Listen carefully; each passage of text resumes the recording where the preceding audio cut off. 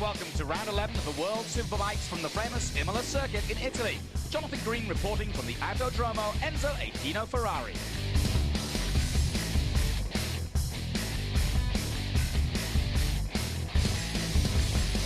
With 3 rounds remaining, Spain's Carlos Checa is on the verge of winning his first world title. With a 74-point lead, could mathematically wrap it up here at Ducati's home circuit, a dream for any Ducati rider. But with contracts up for grabs for next year, there was a host of other riders all hungry for success at one of the most exciting venues on the calendar. The Imola circuit stands out for several reasons. Not only is it steeped in racing history, it's also one of the few venues in the middle of a city, with houses backed up to the track, plenty of fantastic fan vantage points. The track itself is also special as it undulates through the woods and around the surrounding hills. It is without doubt one of the most physically demanding tracks for the riders in the whole season.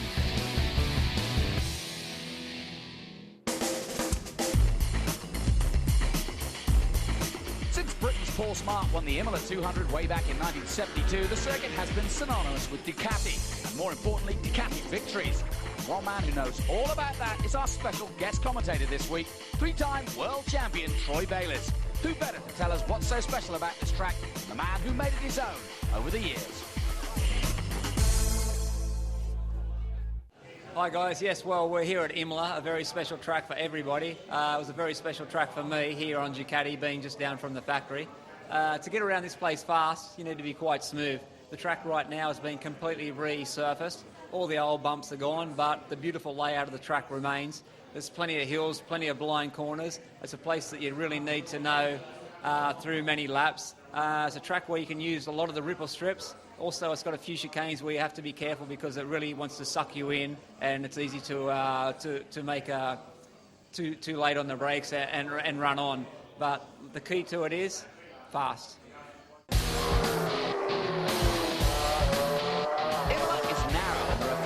To overtake, so a front row start is very important, and once again Superbike was hotly contested. Kawasaki and Tom Sykes, fresh from their win in Germany, once again on form. Tom would start pole there last year, was again good enough for a front row start at 4th. Alongside him, returning to form a Korea rider, Noriyuki Haga, got an impressive 3rd, and also returning to form after coming back from injury, Jonathan Ray clinched 2nd spot. No one can stop. Once again, very impressive Carlos Checa, who took the pole position, would again take the fight to his rivals here at Imola.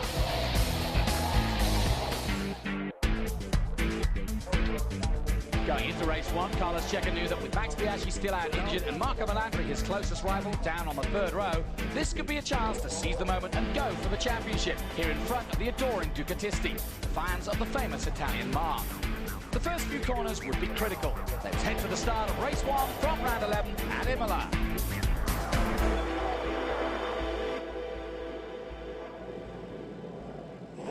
Carlos Checa on the right-hand side. Kawasaki poised on the left-hand side. And go lights, away they go. Great start from Johnny Ray, comes side by side and overtakes Carlos Checa right from the get-go. Excellent start by the Honda, and into the first corner goes the Honda. Sykes drops into 3rd place, Checa 2nd. Ooh, and Melandri's up there too, look at this! Excellent start by Marco and Eugene Lauti as well. Camia's got away well. Whew, that was a tough start for Carlos Checa. And suddenly out of there comes Sykes in the lead.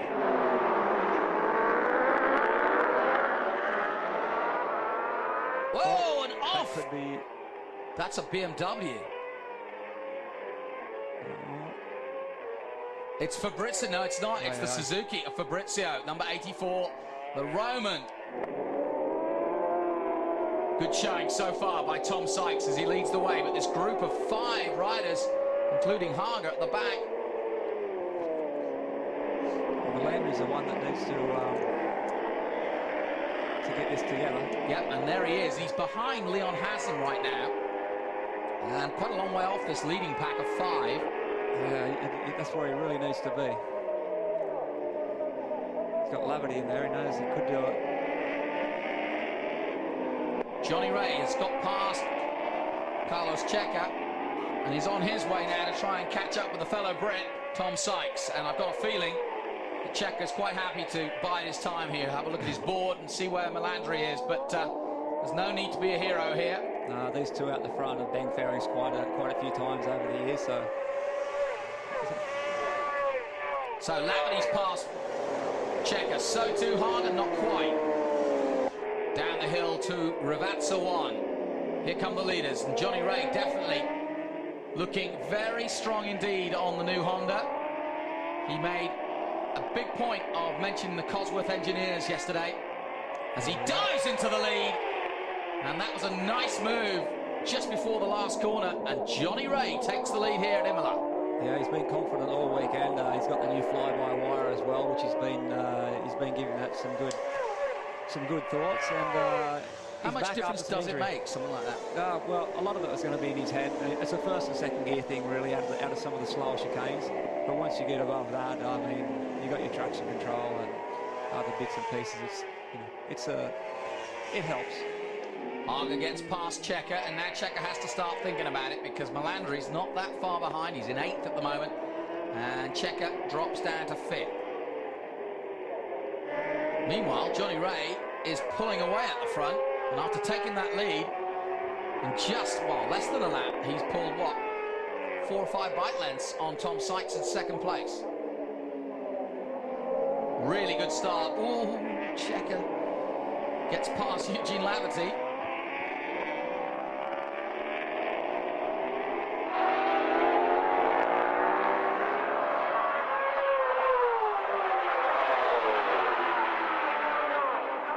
Hager goes into 2nd place. Nice move again.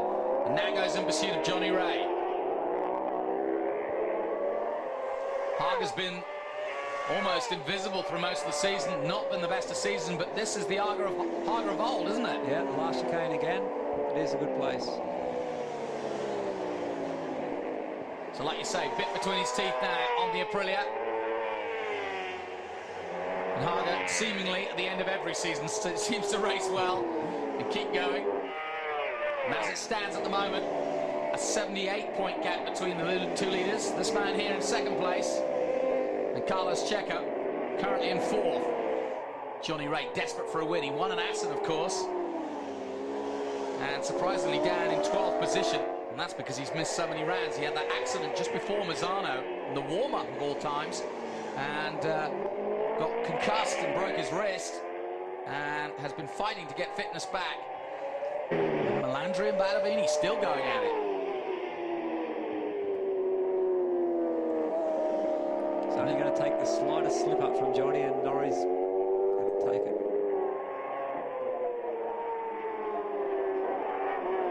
Fascinating race, this one, between the 2 of them. Nothing in it. Picture perfect race by both of them. Neither have made a mistake yet. Well, it's 2002, 2001 all over again, Troy. It's a bit similar, isn't it? Not with a championship on the line, though. Fond memories, of course, of Colin Edwards and Troy Bayliss doing exactly this all those years ago. I've had a lot of memories. I've had some bad memories out of this corner here with Yes. Regis Laconi. Yeah, there is that. And that would be the gap. 80 points, the difference between the 2 of them. And through goes Checa on Sykes. Sykes comes back immediately. Here we go then. Johnny Ray trying to hold off the great Hager. And he's going to do it. They come out of the last turn. No mistakes from Johnny Ray. And that's victory #1. And Ray wins it in style. Big pressure. Carlos Checa gets past Sykes for the podium. Well, as predicted, he said he wanted a podium, and that's what he got. Very emotional day for me because last year the disappointing of ending my season in Imola and a very big injury. So It's a credit to all the people around me, my family, my friends, my girlfriend and my team to get us back to the top step. And you know, I used a lot of inspiration from the misfortune from last year to get back to the top. But massive well done to Norrie as well. He kept me honest the whole race and had to dig so deep at the end to try and get that win. But I'm so happy for me and my team and, you know, all the development they're pushing my way. And you sat down and kissed the track in the end, I think. You know, that's the place that, you know, I crashed in morning warm-up last year, and, you know, it devastated me. It was hard to pick myself back up, but, you know, we're a strong team, and it was just nice to say cheerio to that part of the track. A textbook race then from the Northern Irishman, who made up for crashing out last year in the warm-up with a superb win and was kept honest all the way with enormous pressure from Noriyuki Haga, who never finished out of the top 6 in a decade of racing here at Imola. Checker rode a sensible race to 3rd place to increase his championship hopes. He gave himself a chance to go for the title again in race 2.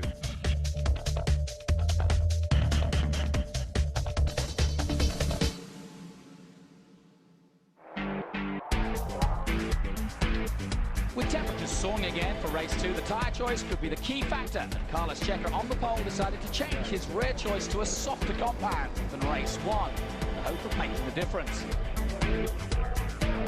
Risky business with the championship on the line, but Carlos Checker, with 11 wins to his name already this year, is not afraid of a challenge, especially here on Ducati home soil. Let's see if the champion in waiting can pull it off as we head to the start of race 2.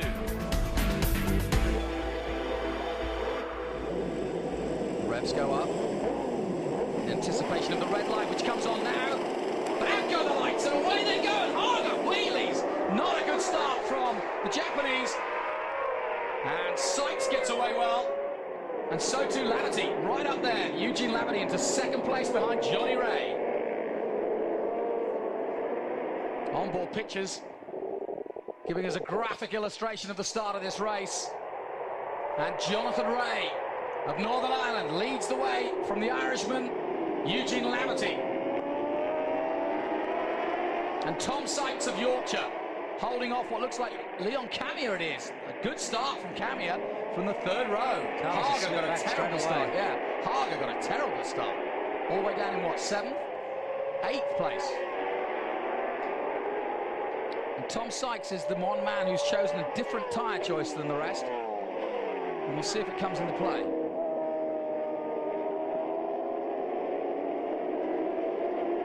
Course is still in the points, but down in 14th place, and could score more than his 4,000 points. He was given an award on the grid. Incredible career.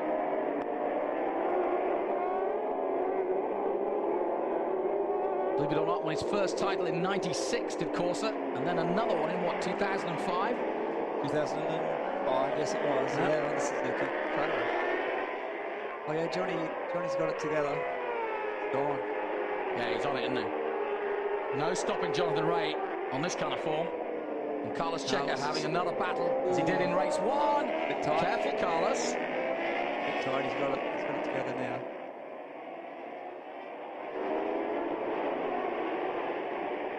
And here goes Camia. Nice move. This is more like it from the Englishman. He needed a race like this.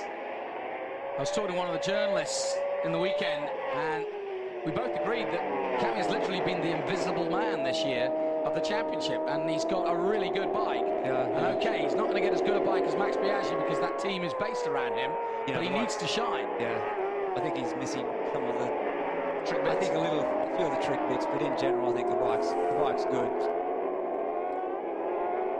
And generally, Ducati's philosophy was different. They try to give you both the same material, right? I think always we had that same situation. Well, you never know, do you? You never know when you need some help. Yeah, well, sometimes in the factory team, you actually haven't got the fastest bike because Ducati, they want reliability. I think in my career, the bike broke 2 times. Really? And that's pretty good. That's pretty darn good. This is bunched right up now, and this is what we want to see, apart from Johnny off the front. But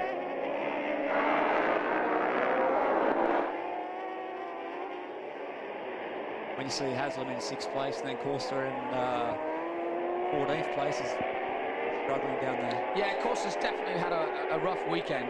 It's either on or off with Corsa and that BMW.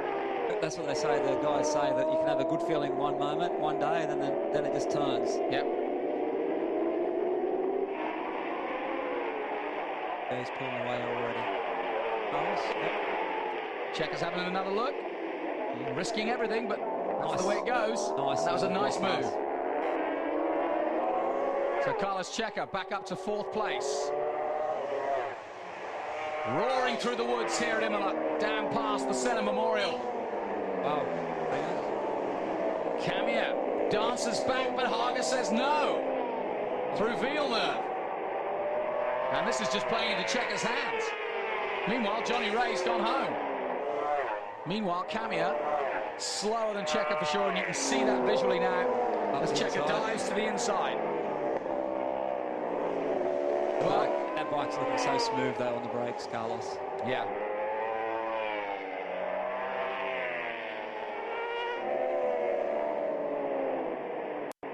Has them on the fallers in race 1, but as you can see, he's fit and raring to go. And Camia's done well to recover, to be fair. And through goes Melandri. Nice move. Let's see what that means to the team. Very strange announcement at Silverstone that they would be pulling out next year, and rumours have continued. It shocked a few, It did, didn't it? Well, and they just literally won. I mean, they, you know, Yeah. brilliant Sunday, and then out on Monday, and none of the team were away. Here we go. Block pass up the inside. Yes. And successful so far. Nice move from Carlos Cheika. And Johnny Ray cruising at the moment. He looks like it, doesn't he? Oh. Wait a minute, he is cruising. Oh no! I do not believe it! Looks like he was. No, he wasn't just in the front brakes, just left. I don't know what he was doing there. Carlos Cheika picks up the lead, and what happened to the Honda? Oh, what a shame. Out goes Johnny Ray, and that is the end, for sure. What do you think that was, Troy? Oh, Weird. Who knows? Getting up there close to the record wins for the year, I'm sure. Oh, Poland years ago. I'm not sure about that one. Yeah, I think Doug Poland, probably, and 16 you, or isn't it? 17, I don't know. Maybe did 10 or 12. I don't know. And there he goes, a look over the shoulder, and that says it all. It's time to showboat, Carlos. Yeah, What I'm sure. a great race. He's going to do some showboating, I'm sure. As soon as he comes out this corner, careful, careful. One more. And away you go, son. Now you can celebrate.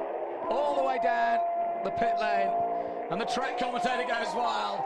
Carlos Cheika takes victory. It's a magic weekend. No, mathematically we don't have the title, but it's very close, and we feel it already, no? And especially we are really enthusiastic for the weekend. It was a shame for Johnny and Team Tenkate because they made it probably to win. We're a bit lucky, but you know this year has been going so good, and to win here in Imola for us has been great and really nice feeling, no, in front of all the crowd.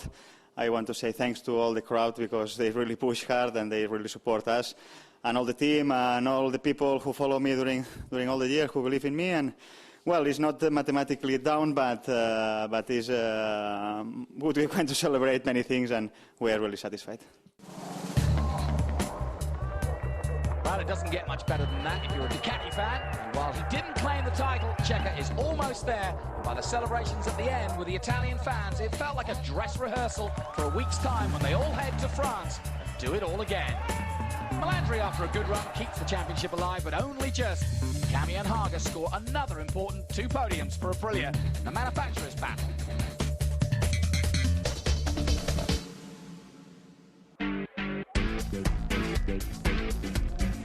Supersport, Chaz Davis of Great Britain was on the verge of winning his first world title. He was in the zone again after back-to-back wins at Silverstone and the Nürburgring. He would line up on the front row once again and surely march on to a famous Italian victory at home here at Imola. But Davis has a wise head on young shoulders. He wasn't counting his chickens before they were hatched. He was only focusing on crushing his opposition as he has done in previous races. Let's see if the Englishman can claim the crown with 2 races to spare as we head to the start at Imola.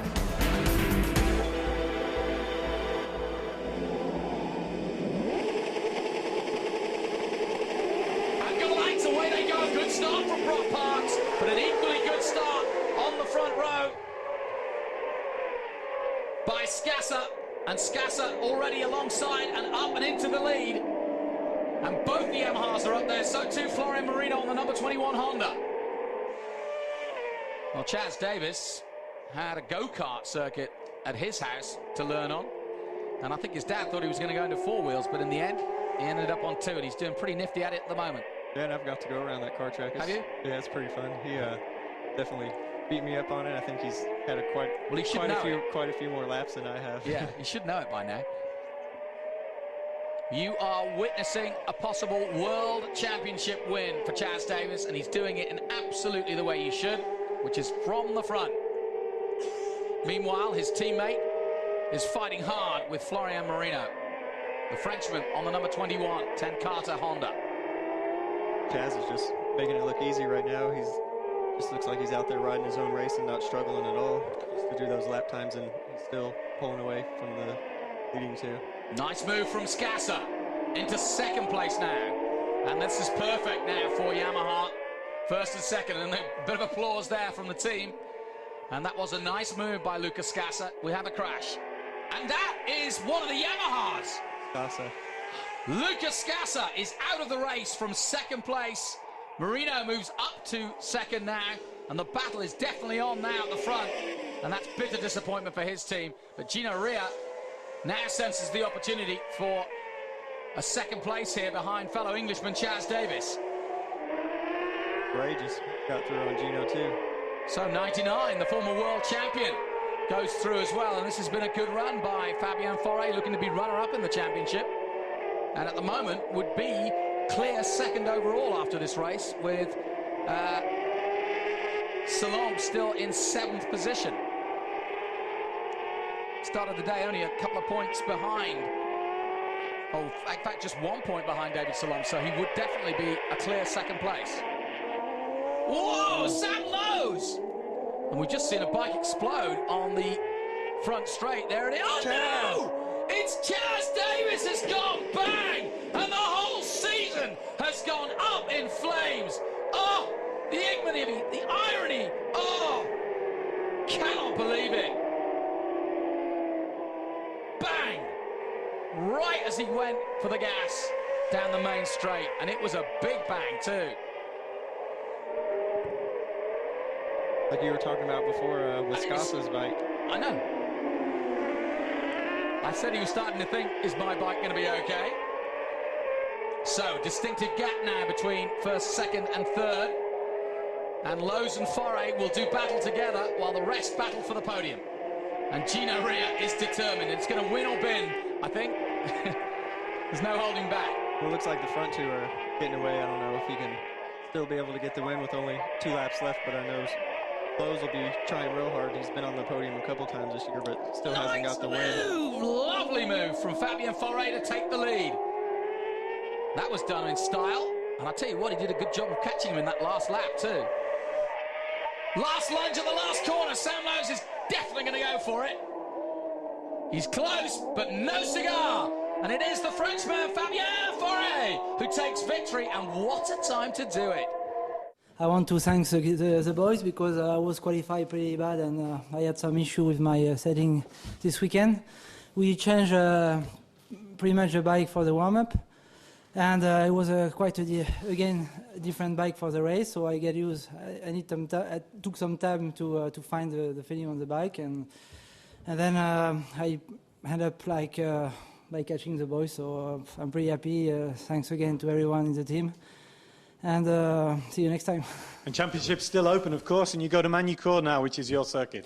Yeah, well, at the moment I like to appreciate the weekend, and of course, you know, if it's still on, it's great. But at the moment, I just want to enjoy the win. It was an incredible race for many reasons, with both Yamahas failing to finish. Fabien Foret coming from virtually nowhere to clinch victory from the whole host of other riders in spectacular fashion. That's Fabien's first victory of the year, and one that actually keeps the championship alive. He now moves into second place before they head to Fabien's home race at Magny-Cours. In Superstock 1000, championship leader Davide Giuliano of Italy on a Ducati started from the pole. He was odds on to capture his first title.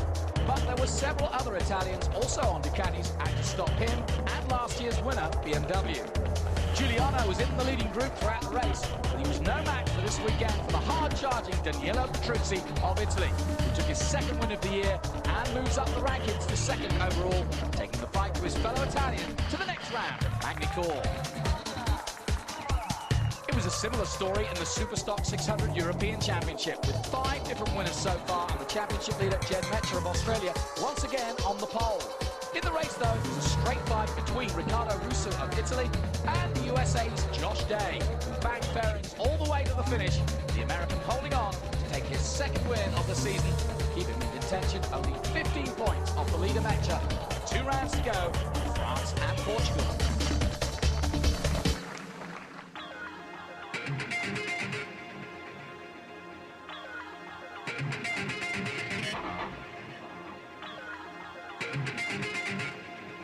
Imola again produced another classic race meeting. No one was crowned champion, but Checker now has one hand on the trophy as he heads to Magny-Cours. It surely is, as they say, a fait accompli in France. Until then, from me, Jonathan Green, bon chance to all the racers. See you in France, round 12.